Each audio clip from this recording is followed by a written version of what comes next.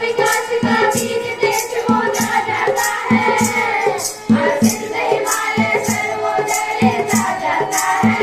विकास का बीज देश बोला जाता है। बहुमुख विकास की चरण प्राण है आजादी। बहुमुख विकास की चरण प्राण है आजादी।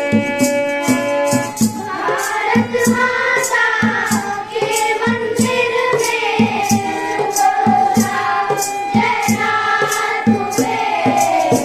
परदेसी ये बात न पूछो।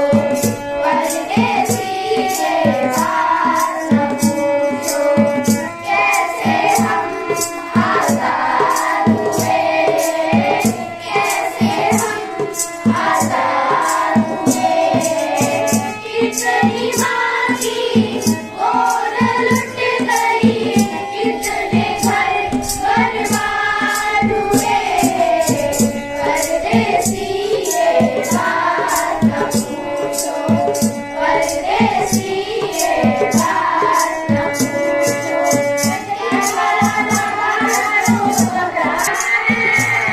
ये जात पात सावरकर के राज बिहारी।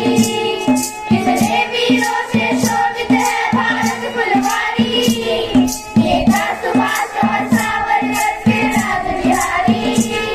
कितने वीरों से शोभित है भारत फुलवारी। कितनी कुर्बानी से आई आजादी। कितनी कुर्बानी से आई आजादी। भगत सिंह और खुदीराम कुर्बान हुए। परदेसी ये बात न पूछो। परदेसी ये बात न पूछो। कैसे हम आजाद